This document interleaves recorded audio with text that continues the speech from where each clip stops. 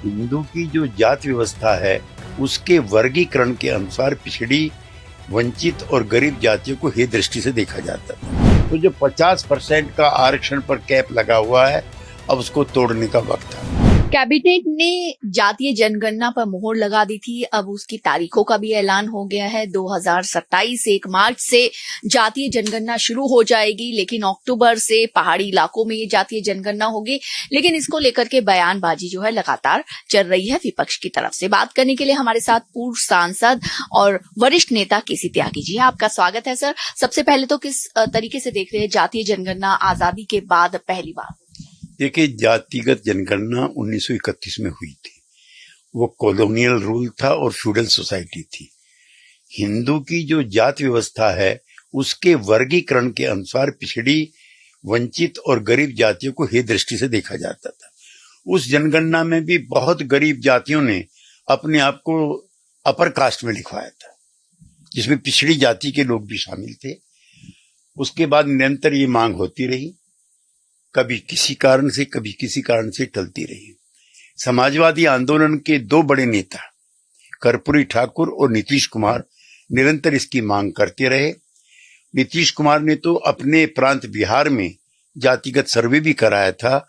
मंडल commission की अनुशंसा के अनुसार 52% पिछड़ी जातियां आंकी गई थी उसके सर्वेक्षण में, लेकिन बिहार के सर्वेक्षण ने पाया कि इनकी संख्या 64% है और उनको काफी राहत पहुंचाने का काम बिहार सरकार कर रही है। इसके मूल में प्रश्न पैदा होते हैं, जिसकी जितनी संख्या भारी उसकी उतनी हिस्सेदारी। तो जो 50% का आरक्षण पर कैप लगा हुआ है, अब उसको तोड़ने का वक्त आ गया है। तो ऐसे में कहीं ना कहीं पिछड़ी जातियों को फायदा होगा देश भर में जो होगा, जब उनका सही आकलन होगा। अभी तक देखिए, आजादी के 75 वर्ष हो चुके हैं। राष्ट्र को ये जानने का अधिकार है कि 75 वर्षों में किन वंचित समाज के वर्गों का कितना आर्थिक और सामाजिक एम्पावरमेंट हुआ है। अभी भी सरकारी नौकरियों में, शिक्षा में उनकी अनुपातिक हिस्सेदारी बहुत कम है। लिहाजा उनको थोड़ा सा आगे बढ़ा करके समता मूलक समाज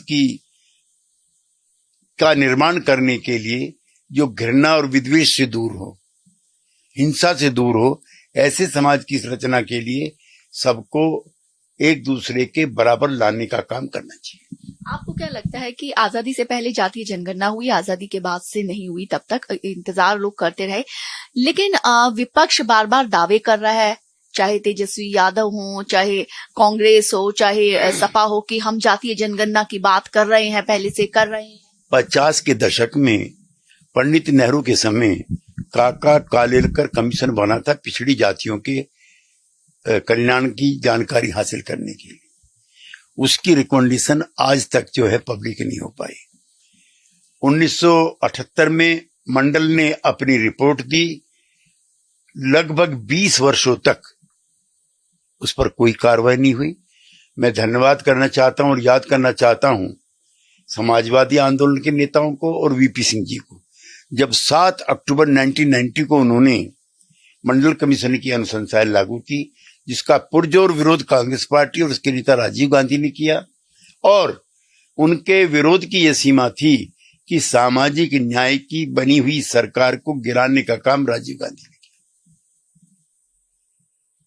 आज तो राहुल गांधी भी ये दावा कर रहे हैं कि जातीय जनगणना का हम लगातार बात कर रहे हैं, उसके बाद सरकार ने ये निर्णय लिया। तेजस्वी यादव कह रहे हैं कि बिहार चुनाव को देखते हुए जो है केंद्र सरकार ने ये निर्णय लिया कि जल्दी से जल्दी जातीय जनगणना। नहीं, बिहार में जातिगत जनगणना से पहले जातिगत सर्वे हो चुका है, जिसका श्रेय सिर्फ और सिर्फ सामाजिक न्याय के वर्तमान में सबसे बड़े योद्धा नीतीश कुमार को जाता है, जिन्होंने ये सुनिश्चित किया कि पिछड़े वर्गों की और दलितों की और आदिवासियों की संख्या पहले से बढ़ी हुई है और उसी के अनुपात में उनको आरक्षण होना चाहिए। सर, अब जब जातीय जनगणना होने जा रही है, तो आप क्या लगता है कि कितना बड़ा परिवर्तन इससे आएगा? क्योंकि पिछड़ी जातियां जो है वो उनको भी आरक्षण में और ज्यादा फायदा मिलेगा, तो कितना परिवर्तन आएगा? देखिए, शैक्षणिक और सामाजिक तौर पर जो पिछड़े और वंचित समाज के लोग हैं, उनकी राजकाज में हिस्सेदारी बहुत कम है। उनको विशेष अवसर देकर के उन अगड़े लोगों के लगभग आसपास लाने का प्रयास किसी भी न्यायप्रिय सरकार को करना चाहिए। कोई भी सरकार करे, किसी भी पार्टी की सरकार करे, हम उसका समर्थन करते हैं। मैं आपके चैनल पे कहना चाहता हूं कि आरक्षण के समर्थन की सबसे बढ़िया सरकार देश में करुणानिधि की रही है तमिलनाडु में, दूसरे नंबर पे कर्पूरी ठाकुर नीतीश कुमार जी की रही है, और सभी राज्य सरकारों को इनका अनुसरण करना चाहिए। चलिए, भारत एक्सप्रेस से बात करने के लिए बहुत बहुत शुक्रिया। भारत एक्सप्रेस के लिए कैमरामैन हुकुम सिंह के साथ मैं कोमल शर्मा।